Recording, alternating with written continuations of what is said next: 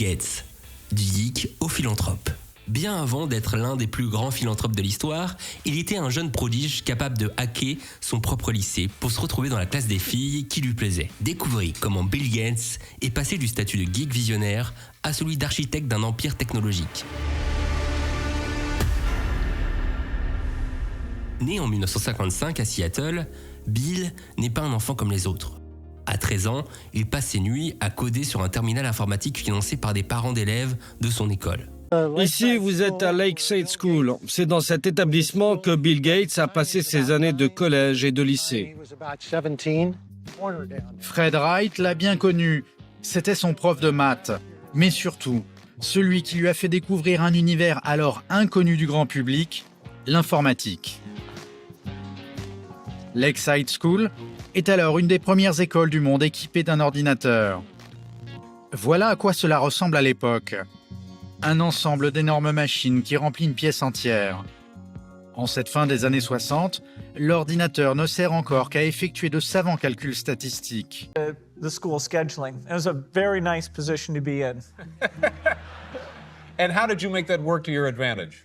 Well, we had 80% boys and 20% girls. Right. But in my classes, they were all girls. Just you, because you worked the schedule into the...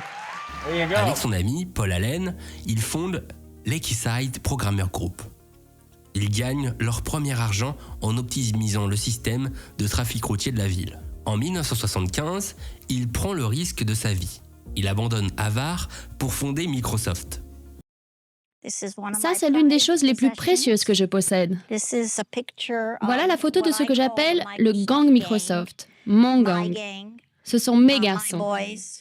Aujourd'hui, elle en parle avec beaucoup de tendresse, mais pourtant au départ, c'était plutôt mal parti. Myriam se souvient encore de sa stupeur le jour de son entretien d'embauche, lorsqu'elle a vu pour la première fois Bill Gates, son futur patron. Ce jour-là, un gamin est entré. Il avait de longs cheveux pas coiffés, en jean et en basket. Il a passé la porte en disant « Salut !» Il s'est dirigé tout droit vers le bureau du boss, et puis il est entré dans la pièce des ordinateurs. Je me suis précipitée vers les autres employés en disant « Il y a un gamin qui est entré dans la salle informatique. Qu'est-ce que je fais ?» Ils ont répondu « Ce n'est pas un gamin, c'est le président, c'est ton boss. » Et j'ai répondu « Ce gamin est mon boss ? Mais quel âge a-t-il ? Oh, il a la vingtaine. » Je me suis dit « Oh mon Dieu, il aura bientôt 21 ans. Ne t'inquiète pas, m'ont-ils dit. » Alors je suis rentrée à la maison et j'ai raconté ça à mon mari qui m'a dit « Demain, regarde le livre des comptes et vérifie bien s'il y a de l'argent. Car à seulement 20 ans, il ne va jamais te payer. » Son père est sceptique, mais Bill a une vision que personne d'autre n'a à l'époque. En 1980, le tournant majeur, IBM cherche un système d'exploitation pour son futur PC.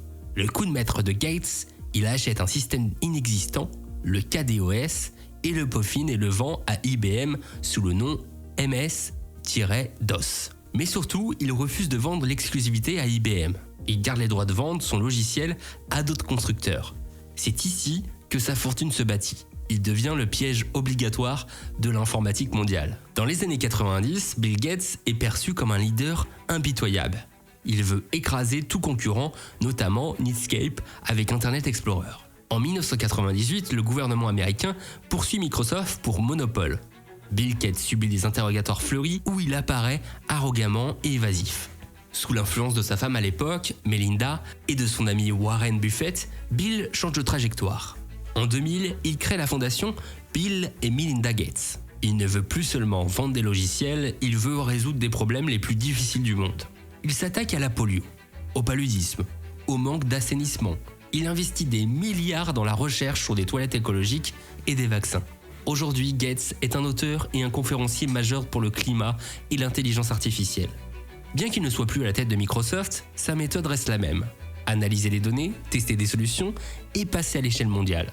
Bill Gates a dit « Il est bon de fêter le succès, mais il est plus important de tirer les leçons de l'échec. » De sa faillite technique à la réussite humanitaire, il n'a jamais cessé d'apprendre. Et vous, si vous aviez sa fortune, quelle cause défendriez-vous ? Dites-le nous aux commentaires. Et à bientôt pour un nouvel épisode.